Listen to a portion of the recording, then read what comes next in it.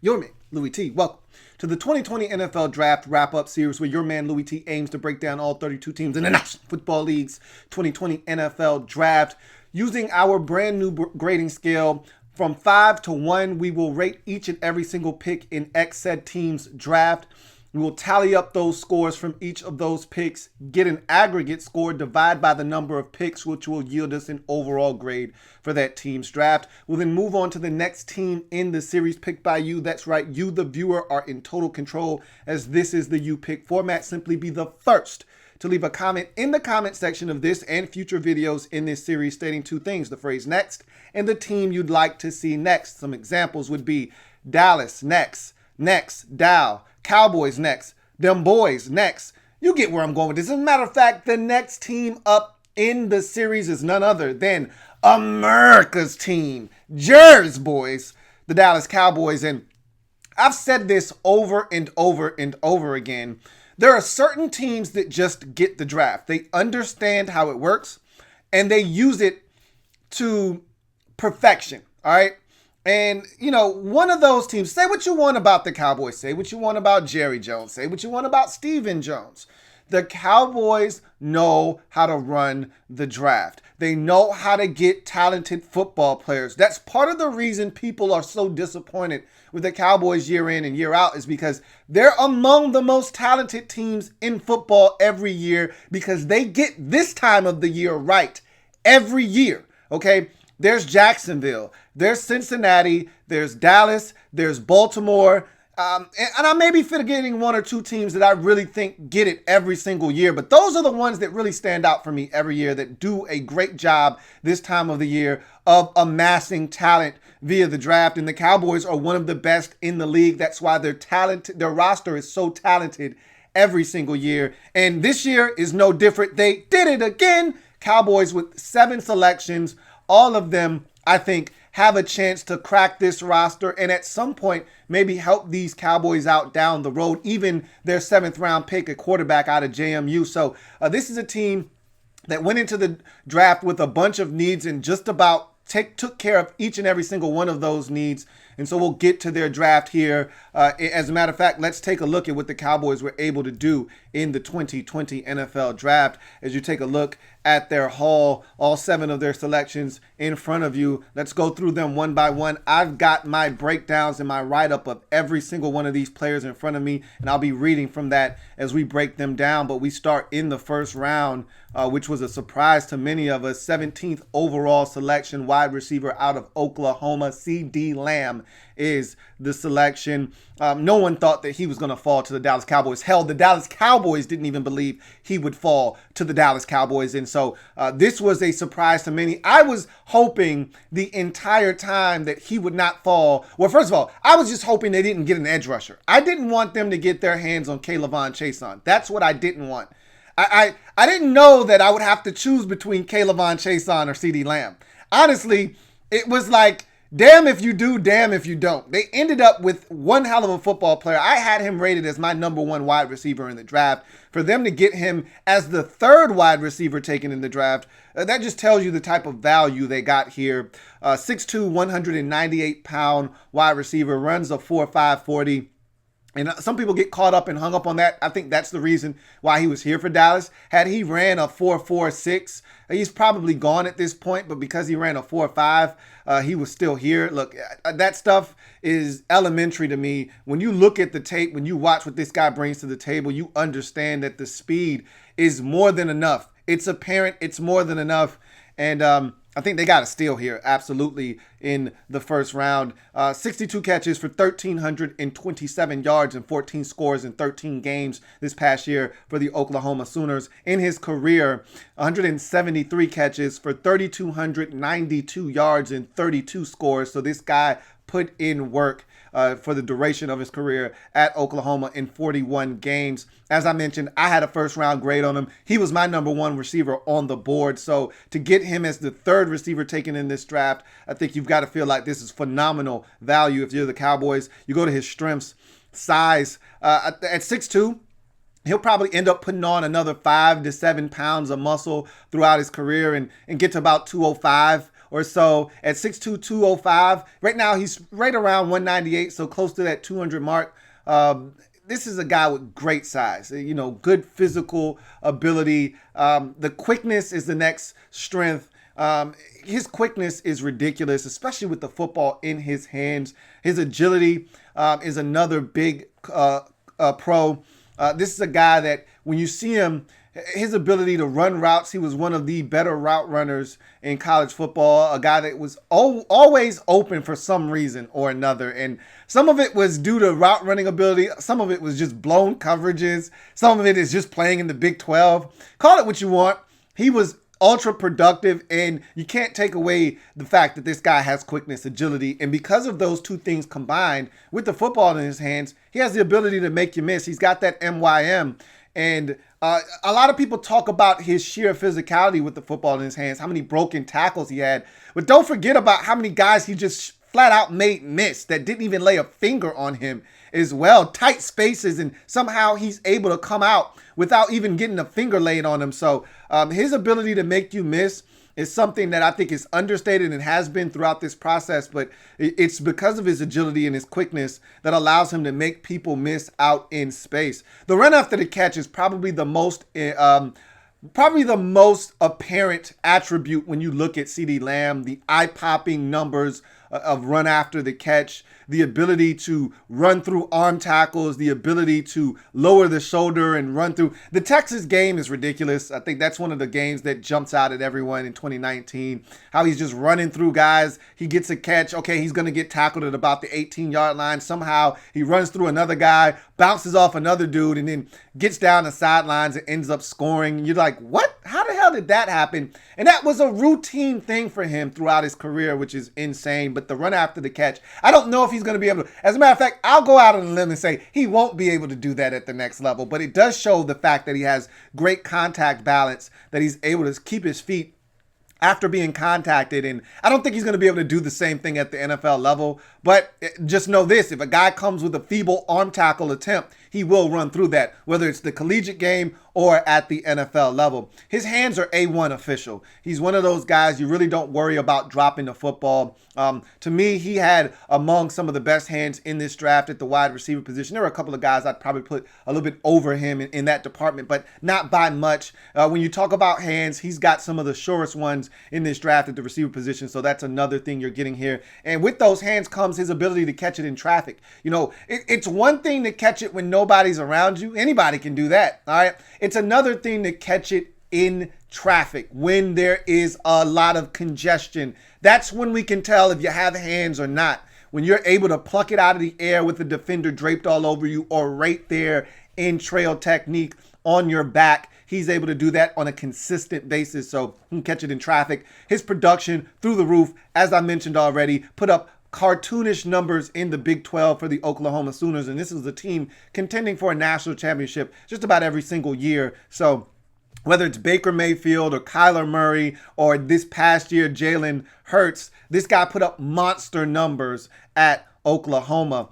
Can separate. I talked about his ability to just be wide ass open, whether it's busted coverage, whether he's sitting down in zone or he's breaking a dude off and getting himself open. He can separate, make himself an available target for the quarterback, and that's something he routinely did at Oklahoma. Versatility. He can line up anywhere, and that's going to be key because the Cowboys already have two really good receivers in Michael Gallup and, of course, Amari Cooper. And so where this guy can line up is going to be critical. You lose Randall Cobb, so a lot of people felt like the Cowboys could use a receiver.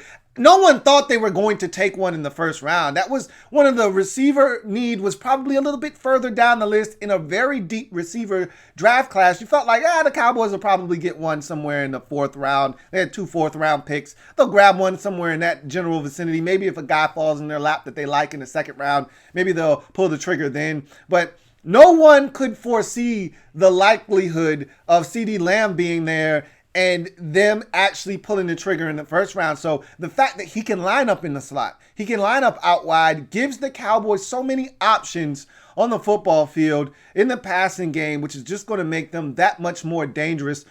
Ezekiel Elliott's going to see so many light boxes this year because if you do decide to bring that eighth defender down in the box, they've got three guys, and don't sleep on Michael Gallup's ability to get vertical and stretch the field. They've got three guys that can beat you deep, and really you're picking your poison at this point. And we saw what Dak Prescott did last year as a passer. He's starting to mature and grow. So now all of a sudden you got a 4,000-yard quarterback back there throwing to three potential 1,000-yard receivers. And oh, by the way, a 1,500-yard back in the backfield if you decide to give them a light box. So it's really going to be tough to defend this Cowboys offense. And oh, by the way, yeah, they lost a couple of pieces along the offensive line, most notably Travis Frederick to retirement. But that's still one of the best offensive lines in football. So this offense right now on paper looks like an absolute juggernaut with the addition of CeeDee Lamb. Body control and acceleration are the last two strengths. This is a guy that just ridiculous body control to go and get the football, contorts it, finds ways to come away with the football. Low ball can make the quarterback right. High ball can go up and get it. Acceleration, again, people make a light of the 4.5 40, but again, when you watch him on tape, he's running by guys. Now I don't know how fast some of these guys are, and it's the Big 12. Take it with a grain of salt, but he's running by dudes. Okay, he's making plays. He's accelerating. So there's a lot here to like with CeeDee Lamb. There was a reason he was my number one wide receiver in this draft. You get to his weaknesses. Obviously, the first one is he lacks top end speed. He's not going to be a guy that's a burner.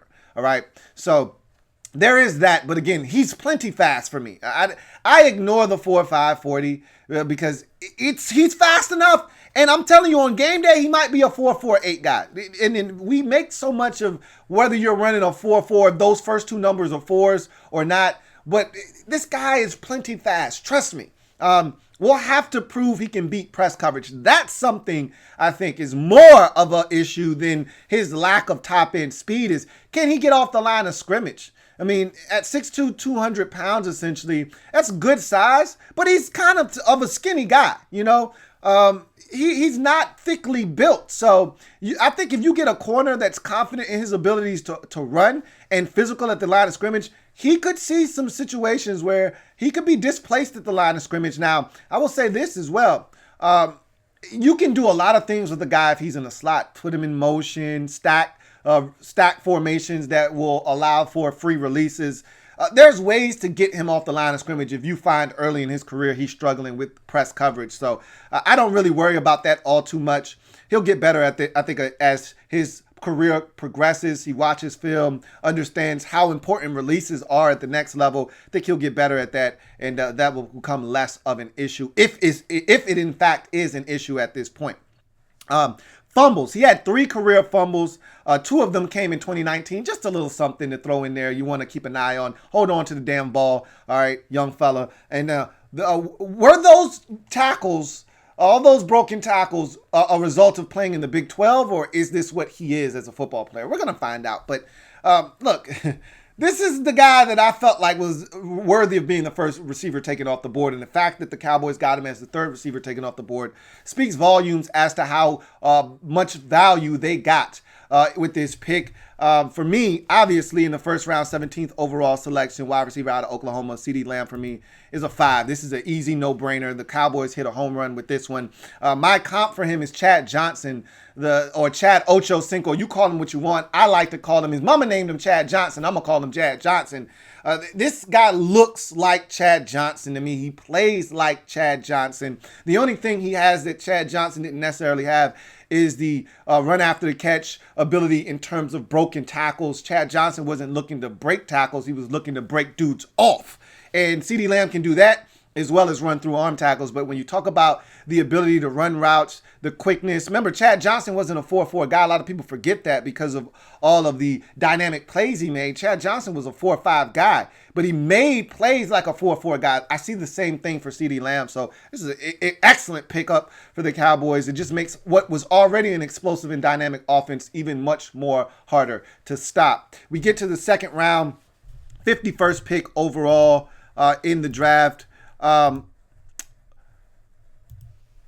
Cornerback out of Alabama, Trevon Diggs is the selection. 6'1", 205-pound corner with 33-inch arms, which is excellent for a corner. He did not run a 40 at the combine for whatever reason. I always question dudes that take place or take part in all of the on-field drills, but for some reason decide they don't want to run the 40. Are you hiding something from me? That's generally the conclusion that I like to draw. And I think he has a little bit of issues, especially when you watch him running down the field with some guys that can run. He's usually a little bit behind. He's not in phase. He's usually in a hell of a trail technique and probably about a good step behind that guy, and then he feels the need to grab. So I'm thinking this is a guy that's somewhere in those low 4.4s, but more probably along that 4.5 range. And I think teams could sniff it out, which is why he ended up not being a first-round pick. Whatever the case may be, I had him listed as my 4th cornerback in this draft. He ended up being the 8th cornerback taken. So teams just soured on him. And I think some of that was the fact that they just didn't have a 40 time on him. And I think that was something that I kind of questioned myself. Anyhow, half a tackle for loss, no sacks, 8 pass breakups, no forced fumbles, but 3 INTs and a pick 6 in 12 games in 2019.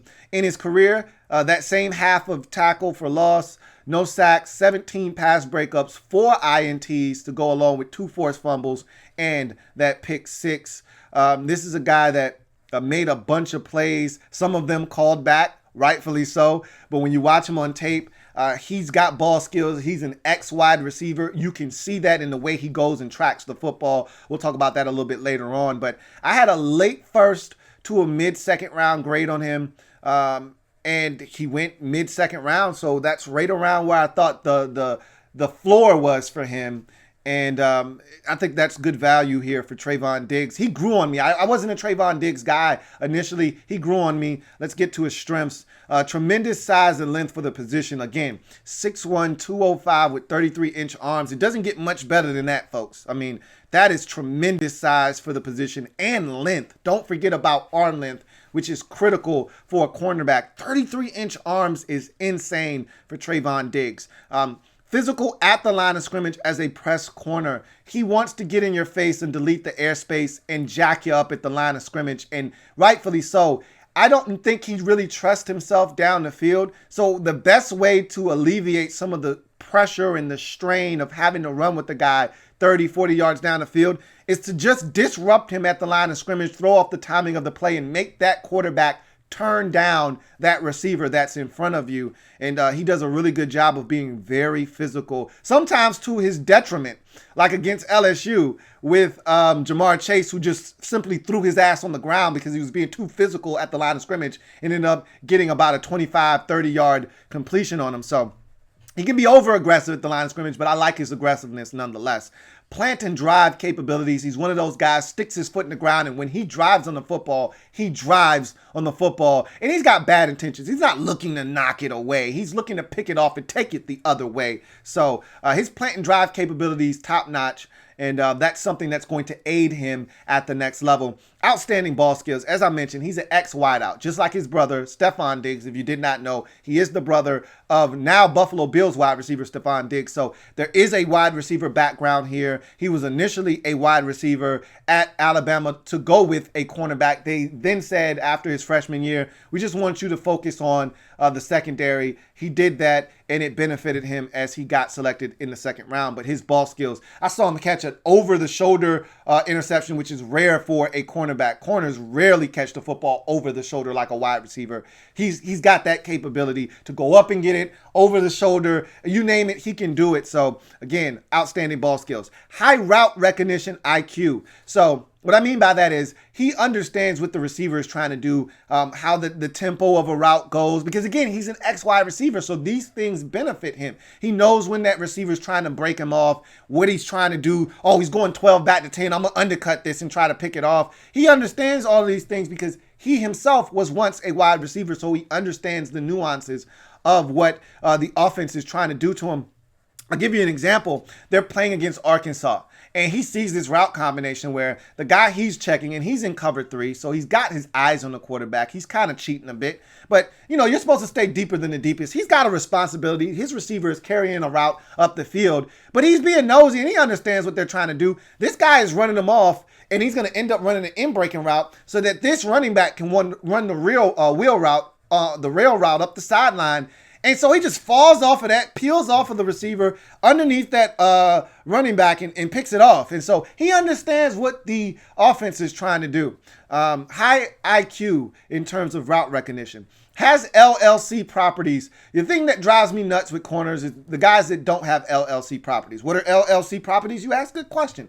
Look, locate, and contest. For a corner, to me, that is the holy grail. If you don't look, you can't locate the football. If you don't locate the football, it's pretty hard for you to contest and make a real play on it. Yeah, you can face guard and you may get away with it, but you're not really contesting the play the way that you should. And sure, you can rake at the arms and strip the ball out at the last second, but that's not the essence of what the cornerback position was designed to do. You're looking to actually take the football away or get your hands on it before that receiver can get his hands on it. So you got to look, locate, and contest, and he has the ability to do that. He does that sometimes, and then there are other times where he just doesn't. We'll talk about that a little bit later. Speed to go along with his size and length. He can run fast, okay? I just don't think he has true elite speed, okay? Or he would have ran at the combine. I feel that way. But nonetheless, he could have been nursing a little bit of a sore hammy or something and just decided to do the on-field work, whatever the case may be. He can run, okay? He's not slow. And when you're 6'1" with 33-inch arms, you don't have to be a blazer, all right? Some of the best corners that we've seen over the last decade weren't burners, all right? Darrelle Revis was not a burner. Richard Sherman, Dick Sherman is not a burner, but they've got length. That helps them make up for their lack of speed. All right. Josh Norman, not a burner, but his length helps him make up for his speed. His anticipation helped him make up for his lack of speed. So I think he's got enough speed to go along with that size and length that he has. And then there's some added special teams value with Trevon Diggs, a guy that can return punts and kickoffs for you. If you need him to do that, he can. And so that's something else that you can just throw into the category of strengths for him as well. Weaknesses. Doesn't stay low transitioning from jam or back pedal. He's one of these guys that plays a little bit high. And what I mean by that, when you are in your back pedal, you'll want to stay low. It helps that back pedal be as smooth as possible. And it also helps for an easy, smooth transition. And he's a guy that likes to pop up. So having that 6'1" frame kind of lends itself to him popping up, but he can stay low if he wants to. He just doesn't. And that's something I think he needs to work on at the next level because sometimes his transitions aren't the cleanest. And because of that, that's when he falls behind. That's when that receiver gets on top of him, and then he feels the need and he panics and feels the need to start laying hands on guys. Speaking of which, extremely handsy down the field is the next weakness. This is a guy that has his hands on receivers all the time. My goodness. He does not trust. And you know what? Let's get to the next weakness because they kind of tie into one another. Doesn't trust his technique or long speed. I don't think he trusts his technique. If he did, he wouldn't feel the need to want to grab receivers down the field all the time. He would not feel the need to panic. Guys that trust their technique, that trust their ability, they don't need to grab. They're not looking to grab the receiver because they feel like they've done all of their work already, and now all they got to do is turn and locate the football. And so if he felt confident in his abilities to run, if he felt confident in his technique, then he wouldn't be grabbing on shoulder pads and grabbing on arms and grabbing on waists and all of those things that he does that gets him flagged on a routine basis. He had a beautiful pick six. I want to say it might have been against Arkansas, one of these games that I was watching. And he got the pick six because he yanked the damn receiver by his horse collar, yanked him, which propelled him to the football, picked it off, took it the other way for a touchdown. But he got flagged for holding, which was a great call and I thought he was getting away with it initially. I was like, I know y'all not about to let him get away with that shit. No, they didn't let him get away with it. He's got this reactive nature where he just panics and he grabs. That's going to get him in trouble in the next level, at the NFL level. That's going to get him into trouble if he can't clean that up. Staying in phase can be problematic from time to time. I think that he's a guy that when I talked about that transition and him popping up and not staying low and him coming out of his transitions from back pedal to full out sprint, I think sometimes he doesn't come out of it the cleanest, and then that receiver is able to get on top of him and he finds it hard to get back in phase, and that's where you find that lack of makeup speed. I don't think he has that next gear that he can shift into to catch up like a CJ Henderson in this draft or Jeff Okudah, where they can get back into the play because they've got elite speed. I don't think he possesses that, and I think that's where he kind of gets himself into trouble. And then I don't think there's enough effort on his part as a tackler. Too many missed tackles, too many opportunities for him to get a guy down, and he simply doesn't wrap up, wants to throw a shoulder at a guy. He has to have more focus as a tackler. I think he lacks that. That's something he's going to have to improve upon, or else he's going to find himself on the ground a ton with receivers still on the arm running away from him with the football in their hand.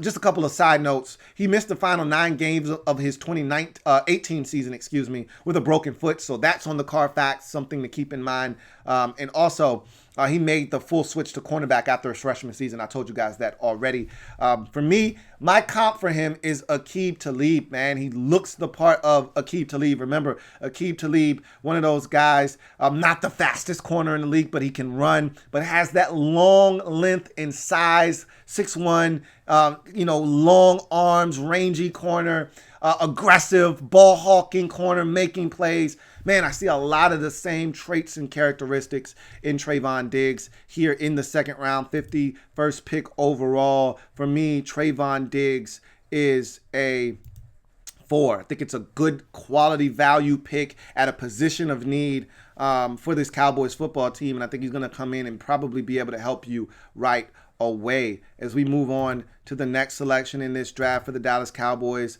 we go 3rd round, 82nd pick overall. Defensive lineman out of Oklahoma, Neville Gallimore is the selection. 6'2", 304-pound defensive tackle, 33-inch arms, a nice athletic dynamo, 4'7", 940, so the guy can move, and you'll see that when you watch him on tape. 7.5 tackles for loss, of which 4 were sacks, 2 forced fumbles, 1 pass breakup in 14 games in 2019 for his career. 18 tackles for loss, 9 sacks, 5 forced fumbles, 2 pass breakups in 51 games.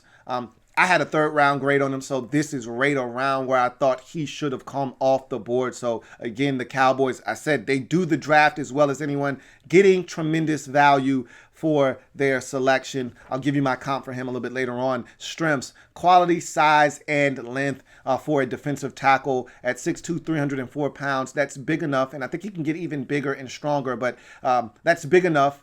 And his arms are long enough to do damage on the interior of the defensive line. He's got a relentless motor. That's the thing that I think jumps out at me the most when watching Neville Gallimore. And there are a couple of flashes on tape where you see the potential for this guy to actually put up numbers as a pass rusher at the next level. But it's his motor that is probably the most intriguing to me. It never runs cold. It's always hot. He's always playing at 100% efficiency in terms of hustle. You get everything this guy's got on every single snap. He's not going to give up. He's going to run that running back all the way down the line. He's going to chase that quarterback all the way out of bounds. He's a guy that just continues to hustle, and he's going to fall into a couple of sacks at the next level just based off of his relentless motor. So that's something I love with Neville Gallimore. Beautiful secondary spin move, and he's got a nice swim move off the snap, which leads me to my next strength, so I'll just couple it with the last one. Quickness off the snap. His swim move, coupled with that quickness, that's a winner. All right, winner, winner, chicken dinner at the next level. If you've got an unsuspecting center, you've got a guard that doesn't get off the ball well, he's going to win, and he's going to win big. His quickness off the snap is something that you don't see enough of, but it's there. It's apparent. He has it. He's just got to be consistent with it. You don't want to see him jump off sides trying to time it up, but if he can time up the snap with that swim move, he's going to be problematic on the interior of the defensive line. And also, there's a gorgeous secondary spin where he rushes up the field and then boom, as he starts to feel he's not winning the rep, he goes with the spin back to the inside. It's a winner. You see it on the very first play versus Texas in that game in 2019. Man, is that thing gorgeous. Saw it a couple of times on tape where he won with it. That's something I think he needs to continue to develop because that is another winner at the next level. Does a solid job on ET games, end tackle stunts where the end comes crashing in. He loops around to the outside. He's a guy, I think he could be a little tighter on that loop, but nonetheless, again, with his relentless motor, he comes around the edge. If that tackle isn't aware of what's going on, he's a guy that can hit home on that. So I think he does a solid job on that. He has heavy hands. I talked about his ability to use the swim and the spin, but I'd like to see him use his hands more. I don't think his hand usage is effective as it should be. Because he has heavy hands, his hands should be a huge staple of what he does, not only in the pass game, but in the run game as well. He's got heavy hands. You can see that it affects the play when he uses them. He just doesn't use them enough for me. We'll talk about that a little bit later on. Stout at the point of attack, though. Look, unless you double team him, you're not going to uproot Neville Gallimore most plays. He's usually stout at the point of attack, going to hold up his gap, hold up his responsibility. So he does a good job in the run game from that standpoint. You get to his weaknesses. Hand usage is inconsistent at best. I just referenced his heavy hands, but he doesn't use his length nor his hands enough on a consistent basis. I think he allows offensive linemen to get into his body, or he either allows them into his body or he goes crashing into their body, another sign that he's not using his hands. So he needs to use his hands better. And that really is highlighted in the run game because he doesn't shed blockers very well. And a huge part of the reason why is because he doesn't use his hands well enough. Speaking of which, doesn't do a good enough job at disengaging from blocks in the run game. I think he's meh in the run game. He could be a better, a more effective player in the run game if he used his length and his hands more. He doesn't win with his hands early in the rep. And that's because he doesn't use his hands. And so if he wins with quickness, he's a problem. But if he doesn't, you got him. And that's a problem because you can't just rely on your quickness all the time because everyone's an athlete at the next level. So you've got to be better. You've got to be more technically sound, and he's not there yet. Doesn't really generate a ton of movement with his bull rush. That was surprising because he's got heavy hands, but he doesn't play with great leverage. And I think that's part of the reason he doesn't generate a ton of movement with his bull rush. If he doesn't win with quickness, if he doesn't win off of an ET game, if he doesn't win with a spin or something like that, he's generally not winning. He's not collapsing pockets. So, and can he generate pressure on the quarterback, I think will be tied to his success at the next level. Either he's going to be a rotational depth guy or he's going to end up being a starter because he can get to the quarterback. I think his success and how far he goes in this league will be tied to his ability to get to the quarterback. If he can be a 6 to 8 sack guy routinely year in, year out, he's going to be a starter in this league. If he can't, he may just be a rotational depth guy. We will see. I will say this. After seeing the draft pick of Neville Gallimore, it makes me wonder if Tyrone Crawford is going to be expendable as a June 1 cut. I'm thinking that after seeing the moves made in free agency, the Cowboys going out and not getting one but two defensive tackles in Gerald McCoy and getting Dontari Poe. Also remember, you drafted a defensive tackle last year that I really liked out of UCF in Tristan Hill. Now you got Neville Gallimore. You got 4 guys on this roster outside of Tyrone Crawford, who I think is due $8 million. I'm not sure if the Cowboys, who are always strapped for cash, want to pay Tyrone Crawford that kind of money. We'll see. Maybe they hold on to him. Maybe they don't. Maybe they have to make sure he's healthy before they get rid of him. Either way, in the 3rd round, 82nd pick overall, Neville Gallimore for me is a 3. I like this guy. I think he brings a lot to the table. I think he's going to be a quality defender for the Cowboys. The question will be, can he get pressure on the quarterback? I have him, my comp for him is Jaron Reed, the Seattle Seahawks defender that was drafted out of Alabama a few years ago. Remember, Jaron Reed had a 10.5 sack season in 2018. So I think Neville Gallimore is capable of putting up one of those types of seasons if everything kind of comes together. We'll see if he's going to do that or not. We get to the next selection in this draft for the Dallas Cowboys. 4th round, 123rd pick overall, cornerback out of Tulsa. Reggie Robinson II is the selection. 6'1", 205-pound corner with 31.5-inch arms. Ran the Moses Malone 40 of 4.44. So this is a guy that can run. He's a build-up speed guy, however, so the acceleration isn't quite there. But I had a 4th round grade on him. If you watch my Redskins 7-round mock draft, I had the Redskins taking him in the 4th round. So this is where I thought he should have come off the board. I'll give you my comp for him a little bit later on. If you watched my Redskins 7-round mock, then you know what my comp for him is. However, 1 tackle for loss, no sacks, no forced fumbles, 13 pass breakups, 4 INTs, and a block kick in 12 games for his career. 4 tackles for loss, 1 forced fumble, 34 pass breakups, 4 INTs, 4 blocked kicks, 45 games. He had a blocked kick in each of his 4 seasons on the campus at Tulsa. So he not only brings some cornerback ability, but also brings tremendous special teams value as well. Strengths. Height, weight, speed specimen. When you draw it up and you see the Cowboys have a theme here, what they're looking for at the cornerback position. They already have smaller guys at the cornerback position. Byron Jones was a bigger corner at 6 feet, around 205 pounds or so.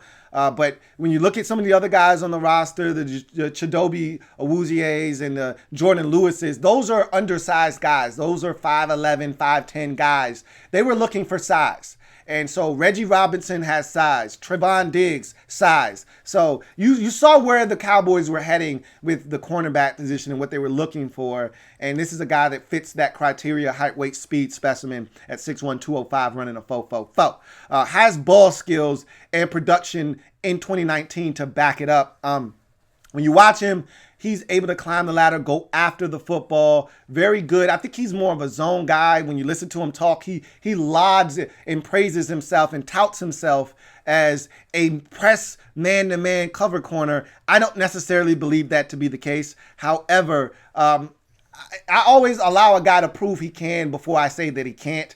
This is a guy that I saw make some plays in zone coverage, seems to be a little bit more comfortable in zone than in man. But that's not to take away some of the gifts that he has in tracking the football. There's a pick against, against Tulane, where I'm watching him and he rails the corner or the wide receiver up the sideline, is in perfect position, right in phase with him, rails him towards the sideline, and then looks back, locates the football, goes up and gets it. So, and that was from press coverage. That was from press man-to-man. So again, I don't want to negate his ability to play man-to-man and be physical, but that's Tulane, all right? That's not Terry McLaurin or that's not Deshaun Jackson or one of these elite wide receivers that he's going to be facing at the NFL level moving forward with speed. But nonetheless, I'm not taking it away from him in zone. In that same game versus Tulane, he was able to climb the ladder. Quarterback was looking to make a pass over his head. He sags underneath the route, reads the quarterback's eyes. Great ability to see what the quarterback was looking to do. And falls under the pass, picks it off. So he's got some ability, got some ball skills. Outstanding zone feel. I think he's more of a zone corner than he is a man-to-man guy. I think he is great when he's keying quarterback's eyes, which is the next pro. Keys quarterback's eyes well and reacts accordingly. Talked about the pick versus Tulane, where he keys quarterback's eyes, takes him kind of to the football, sags underneath the route, picks it off. He's got that ability to key quarterback's eyes and react accordingly to what the quarterback is giving him. So I think he's got some really good feel in zone coverage, and I'd try to take advantage of that if I were the Dallas Cowboys. He's a willing tackler. He's a guy that wants to be physical in that department. Sometimes he does not wrap up, but he's a guy that is willing to go out and tackle, so I do respect that. Has LLC properties. Again, talked about the pick versus Tulane. Had a pick against UCF. That one was trash, but that was more on the quarterback, but I don't care. Make a play. If they make a mistake, make them pay. He did that.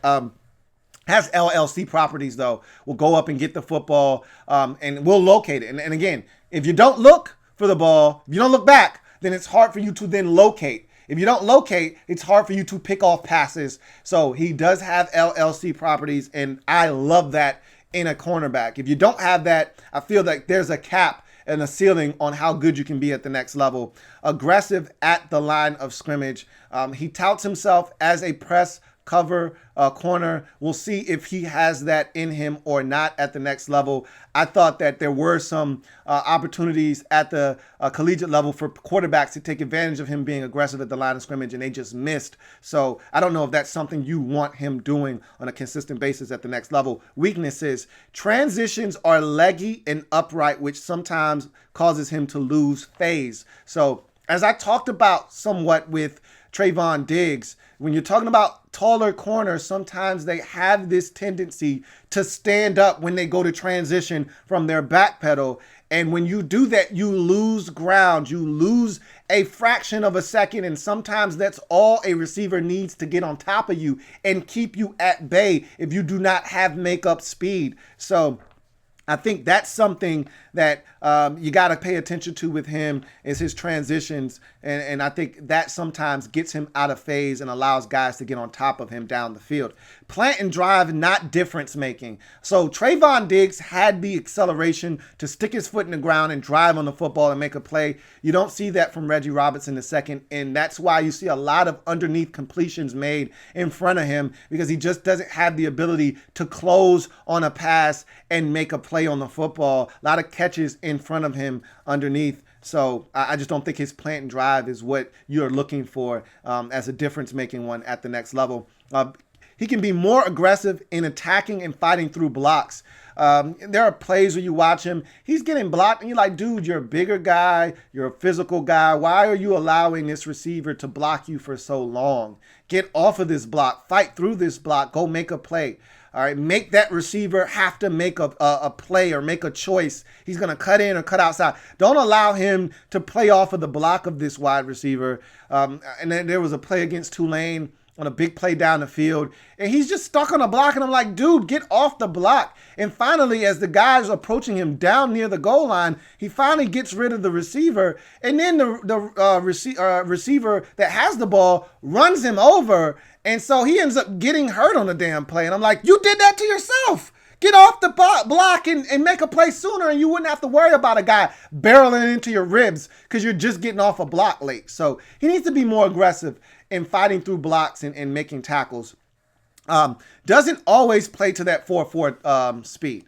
All right, so that's something else keep note of, is that you don't always see the 4.44 speed. It's there. It's in his toolbox, and from time to time you get it, but then there are times where you just don't. So keep that in mind as well. I think this is a really solid corner.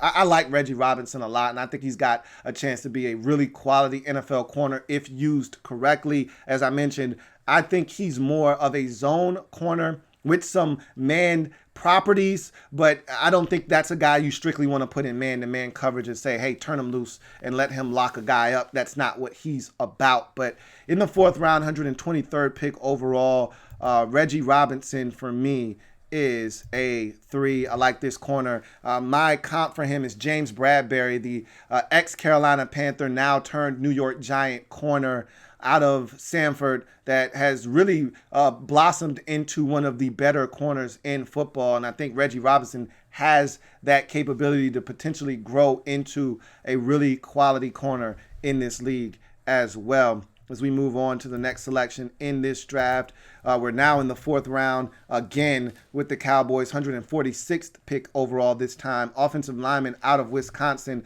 Tyler Biadasz is the pick.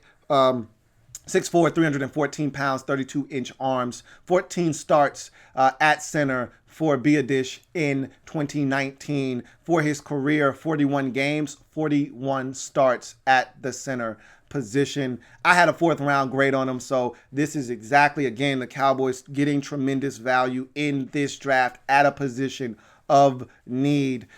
His strengths: good NFL interior offensive lineman frame at 6'4", 314. That's what you're looking for. You would like his arm length to be a little bit better with that kind of size, but it is what it is. Bottom line is 6'4", 314 should get the job done just about every single time. Fluid mover, excellent as a pulling guard.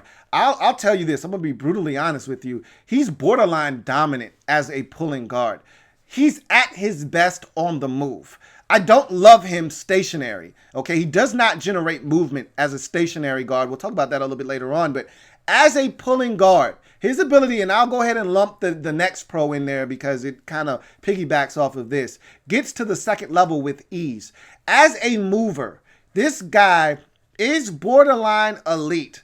When you see him get to that second level as a pulling guard and engage that backer, that linebacker doesn't stand a chance. I'm watching him dominate Ohio State in the Big Ten championship, in the regular season, as a pulling guard. All right, this is a guy that when he's on the move is lethal, okay? He gets to the second level, he takes the proper angles, and he gets a piece of a guy. It doesn't have to be the cleanest block at the second level because generally when that running back is getting to the second level, he's already at top speed or he's revving the engine up. And so if you just get a piece of a guy, he doesn't have the ability to just turn it up. That running back's already in fourth gear. If you get a piece of a guy, it's off to the races. So he does a really good job when he's on the move at getting to the second level and really doing damage at the second level. Sound technique-wise, I think he is one of these guys that's well coached, that does all of the little things correctly, and he needs to because there are deficiencies that are very apparent. And so in order to combat some of those deficiencies, you need to do the little things right, like taking proper angles and hand placement and things of that nature, footwork, and how to get your ass turned in the hole so that you seal off a block. He does all of these things very well so that it kind of combats some of the things he's not as good at.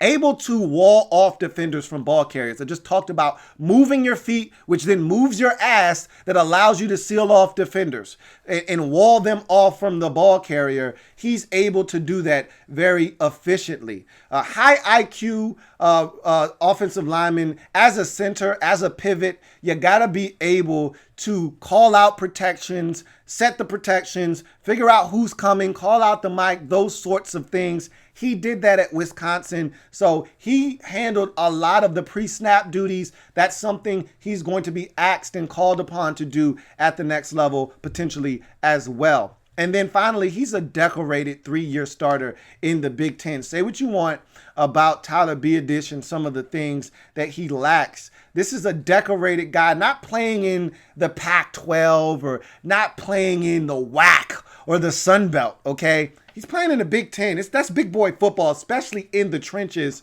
All right, so this is a guy that won the Remington Trophy, which is given out to the best center in college football. He was a first-team AP All-American as well as a first-team All-Big Ten performer in 2019. So all the accolades, he had them.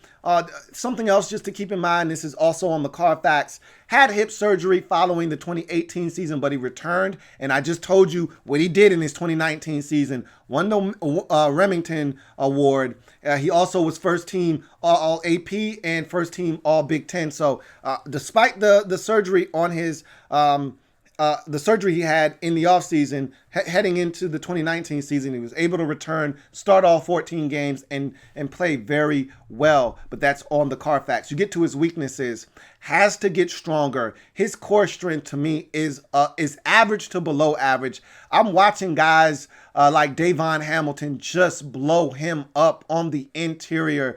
Like, before the quarterback can get set, before the running back can even decide where he wants to go with the football, there's a guy 2 yards in the backfield with Tyler Biadasz holding on for dear life. And so too many times he's getting blown back. I think one of his problems is he just doesn't have a ton of length. And so guys are able to get into his chest. And he's a big guy at 6'4". So the pad level isn't low necessarily. And guys are able to get into his chest. And man, are they driving him back. He's going to have to get functionally stronger at the next level to be a more consistent blocker on the interior. Head on with momentum. um, without momentum, doesn't create movement in the run game. I told you I don't like him as a stationary blocker. I need him to get momentum. That's why when he's at the second level, when he's a pulling guard or a pulling center, he's a problem because he's got momentum, and then he uses that momentum to help him drive that guy back. But as a drive blocker and just coming off the ball, I just don't see it. I don't see him creating a new line of scrimmage consistently enough. Can be a head down lunger after the snap. So he'll snap the football. I can't tell you how many times I watched him snap the ball, head down, and a guy just simply swim moves him because he can't see what's going on. If your head's down, you're not seeing what you're blocking. And so he snaps the football, and he's trying to lunge at the guy with his head down, and that guy just swim moves him, goes right by him. He's on the ground, and now the guy's in the backfield looking to make a play. He's going to have to be better in that department. Head up, see what you're hitting, stop lunging, and make sure you're at least making contact with that defensive lineman. The swim move can't put you on your knees. That can't happen, but when you're not seeing what you're hitting, when your head is down and you're lunging, you're off balance, and that's going to put you on the ground. And so he's going to have to be better than that moving forward. And quickness and power are problematic for him. Again, if you've got some length and you know how to use it and you've got some quickness, you can beat Tyler Biadasz in the passing game. His pass blocking, to me, is lagging behind his ability in the run game. And I'm not saying he's a dominant run blocker either. So I'm just going to tell you right now, he's no Travis Frederick. Not many guys are. I'm not saying much. But he's no Travis Frederick, all right? He's going to take some time to acclimate himself. Joe Louie may be a better option than him right off the bat. That's not to say that eventually in his rookie season, he didn't take over and never look back, but he's not dominant. That's for sure. That's why he was here in the 4th round, but he's still a quality offensive lineman. And with the guys that are going to be surrounded around him on that offensive line, you'd like to think that he'd be able to get the job done at a high enough clip to keep this offense rolling at a high level. In the 4th round, 146th pick overall. Offensive lineman out of Wisconsin, Tyler Biadasz, for me, is a triple as we continue on in our pursuit of this Cowboys draft. And we move on to the next selection in this draft. 5th round, 179th pick overall. Edge rusher out of Utah, Bradlee Anae, is the selection. I was so pissed off when this pick was made because I thought the Cowboys had missed the boat on the edge rushing position. I thought they were going to end up having to settle for some trash or just bypass the position altogether. I was excited about that, me being a Redskins fan. And the fact that they were able to get their hands on Bradlee Anae in the 5th round. I had a 4th round grade on Bradlee Anae. For them to get him in the 5th round is criminal. Pissed me the hell off. And to give them a tag team partner to pair up with Tank Lawrence just makes me sick to my stomach. 6'3", 257, 32-inch arms. I think a lot of people soured on him because of the 40 time.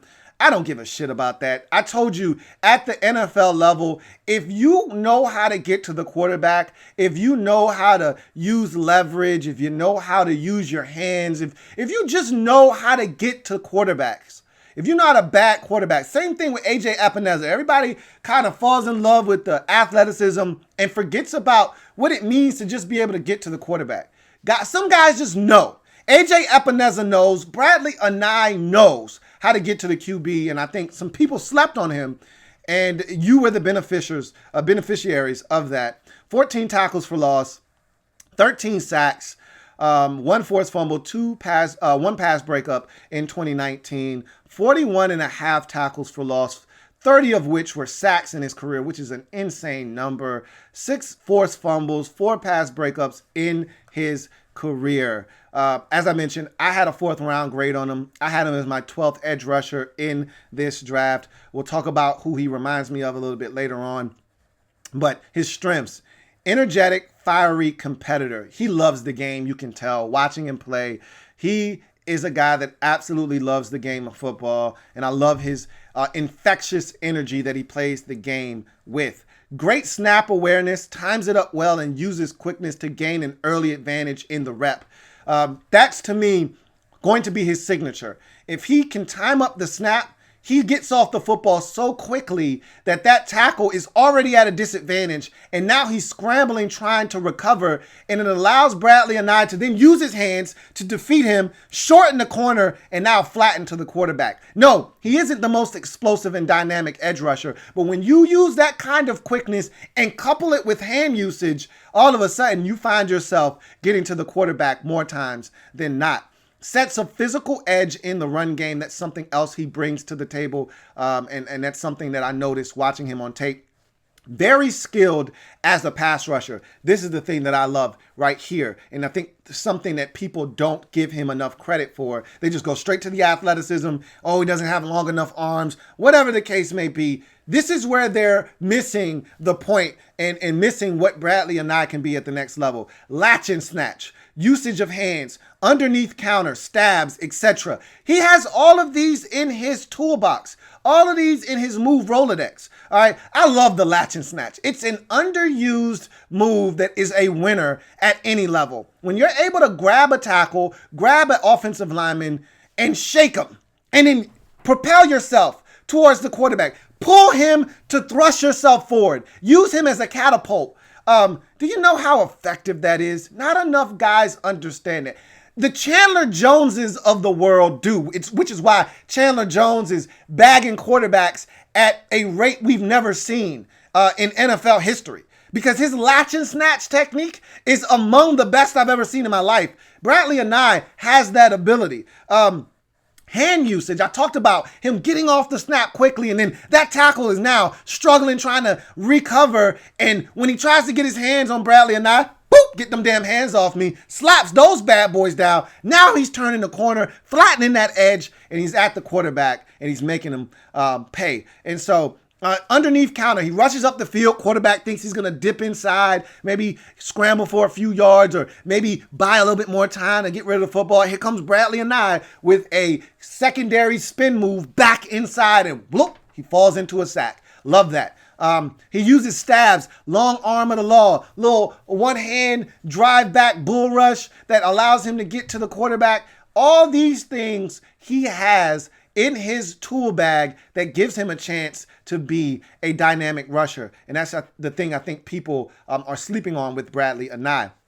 High football IQ that translates into impact, pass breakups, forced fumbles, sacks, tackles for loss. All of these things are based off of him having high football IQ. I'll give you some examples. When you talk about pass breakups, you're not going to get there every time. You know what drives me nuts is guys that are 6'4" with 34-inch arms, and they got 0 pass breakups in their career. And I'm like, how is that possible? All right. You're too big to be on the field on third down and not getting your hands in the passing lanes and knocking balls down. Bradlee Anae is one of these guys. Okay, this tackle right off the snap trying to cut me. You know what that means? What that says to me as an edge rusher? Okay, it's quick. All right, this is a quick hitter. 3-step drop, football out. So what am I looking to do at this point? I'm looking to get my hands up. I know I'm not going to make it to you. You're trying to get this out quickly. That's why he's trying to cut me, because he wants to get my hands down. So you know what I'm going to do? I'm going to play this thing, and I'm going to put my hands up and try to bat this football down. And he almost picked off a pass, and I've seen him pick off passes like that. So smart, all right? All right, high football IQ. All right, I'm not getting to the quarterback in terms of getting my hands on him. This tackle's trying to push me around the arc. You know what I'm going to do? I'm going to swipe at the football as I go around and force a fumble. High football IQ. You don't always have to put your hands on a quarterback to make a play or to make an impact on a play. Consistent effort and intensity. I talked about that with his energy, but it's just something worth noting, man. He just plays with consistent energy and effort and intensity. I just had to mention that again. And production.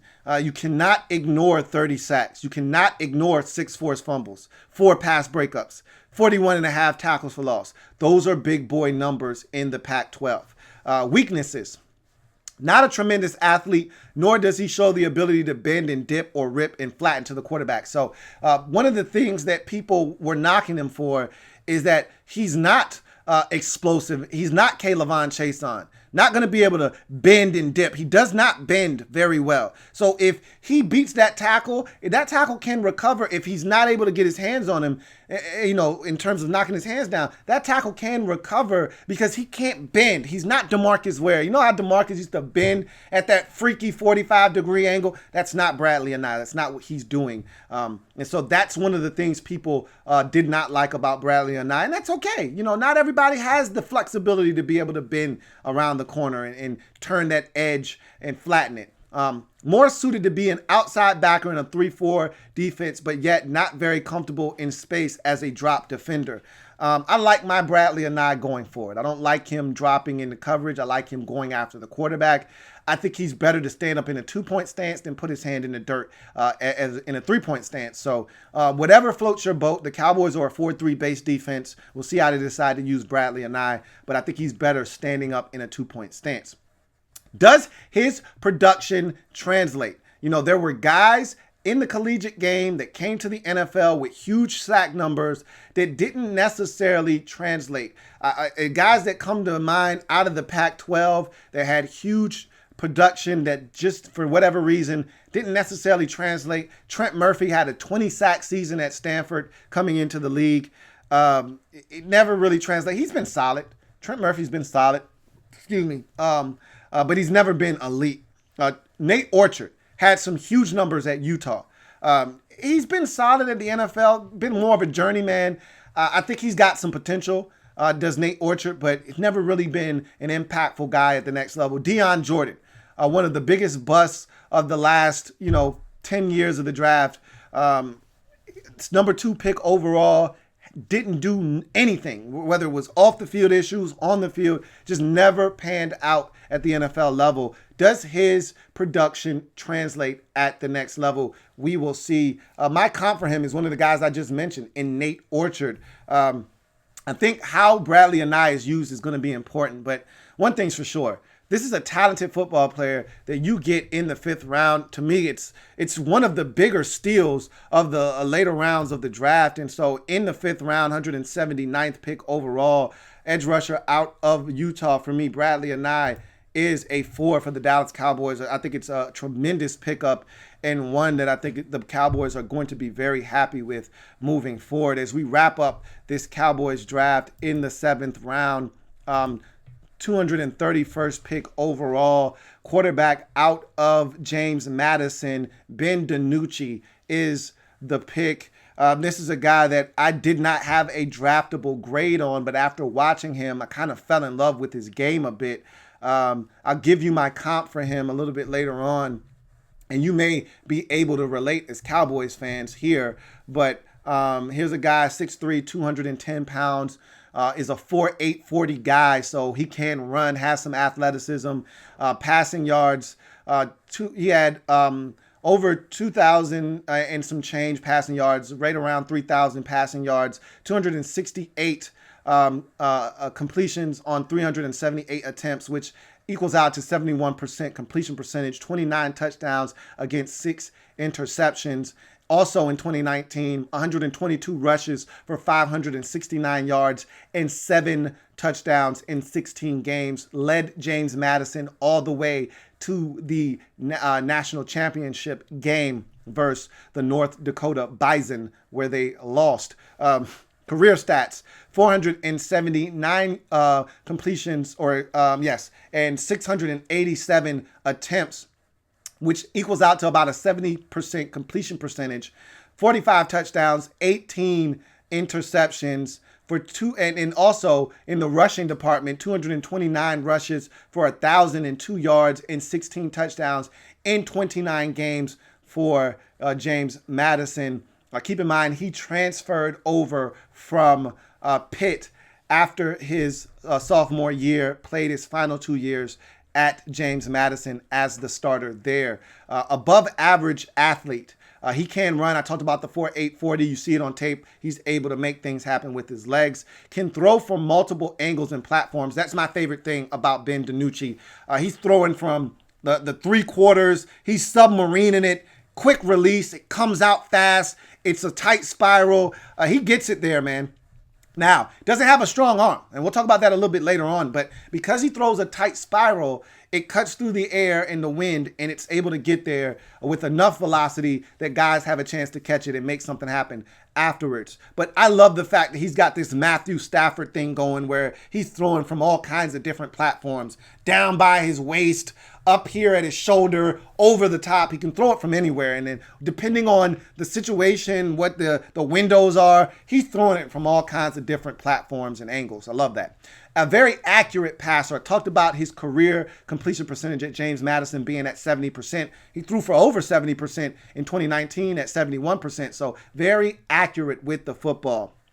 Accurate on the move. It can hurt you with his legs. So I talked about the athleticism, but he still has the ability on the move to keep that accuracy intact. So that's something else I like because he's a guy that's very mobile, can get out on the boots and things of that nature. Things break down in the pocket, can use his legs to buy more time and still complete passes down the field. Scans the field very quickly and decisively and gets rid of the football. I love that. You see him going through his progressions. First read not there, second read not there, third read backside of the field. Boom, hits him. All right. First read not there, second read not, check down. All right, get rid of the football. So he's a guy that goes through his progressions and makes sound decisions, which is why he only had 6 interceptions on the season. Goes through his progressions. I just kind of mentioned that, but you see him going through his progressions. You see him scanning the field quickly, figuring out where the defense is in and knowing where to go with the football. His weaknesses: average NFL arm strength. He does not have a cannon nor a rocket. And that's fine. If you know how to get rid of the football within the timing and rhythm of the play, you can get past the fact that he doesn't have a rifle for a right arm. Not a ton of downfield throws. And I don't know if that speaks to the lack of arm strength or if that's just how their offense was run.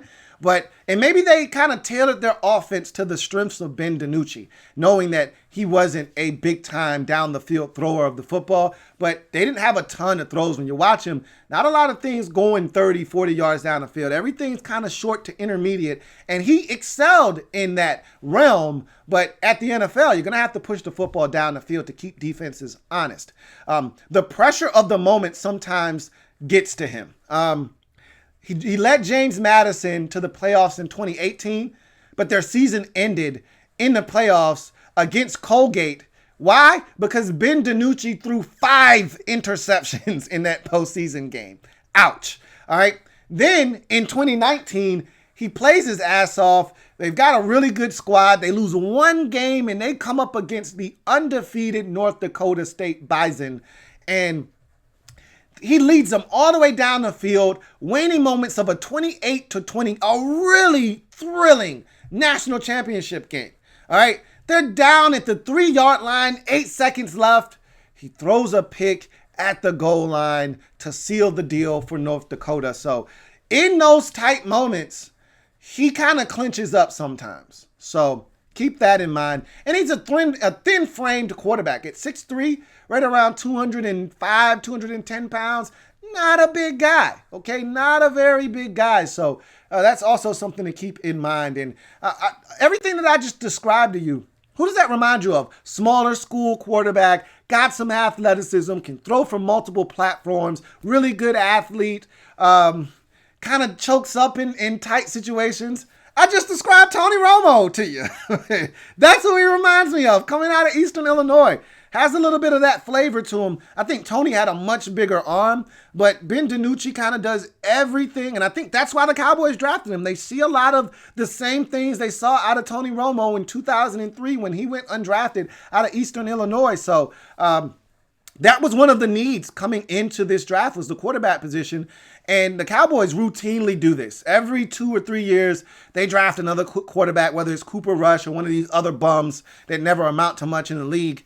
He's got a shot. He's got a legitimate shot, does Ben DiNucci. And because of that, in the 7th round, 231st pick overall, quarterback out of James Madison, Ben DiNucci for me is a 3. I actually like Ben DiNucci. And I think, look, you hope he never plays. You hope he never sees the field. But I think if he has to see the field down the road, and I'm glad you got a quarterback in Andy Dalton and backup, the backup Dak Prescott, just in case something happens to Dakota. He's been really durable throughout his career. But just in case, You don't want anybody else in the game. You didn't have, Clayton Thorson or any of these bums in the game. Ben DiNucci, 2-3 years down the road, may be a serviceable enough backup for you where you don't need to keep drafting guys down the road. So that's the Cowboys draft in a nutshell. If you want my grading rubric, it's down in the description. But you can see the full breakdown of the Cowboys score. But at the end of the day, the Cowboys came away with a 3.57 draft, 25 total points for the Cowboys divided by the number of picks, 7, nets them a 3.57 in this draft, which turns into a grade of a solid B, one of the higher grades given out to this point of the draft wrap-up series. So, like I said, the Cowboys, this is what they do. They draft well, and every year I expect the Cowboys to add more talented football players to their roster because, look, all the noise that surrounds the Cowboys every year is a distraction. Jerry Jones is a distraction. These are things that we know. All right. But also the thing that you must know about the Cowboys. Say what you want about their organization, how it's ran, the distractions, this, that, and the third. They draft well. And as I mentioned at the top of the show, they did it again in 2020 as well. So that's going to do it for the Dallas Cowboys in their 2020 NFL Draft wrap-up. Like this video, subscribe to the Louie T Network for more great content as we continue to break down all of these drafts and more content. So make sure you subscribe if you haven't already done so. Make sure you follow me on Twitter at Louie T Network. Also, make sure you follow me on IG. Louie T Network _ is the IG handle. All of those things can be found down in the description as well. Remember, if it's not your man T, it's not the best NFL coverage it could be. I'm your man Louie T, signing off. Until next time, you guys take care. Stay safe. We will reconvene down the road. Have a good one.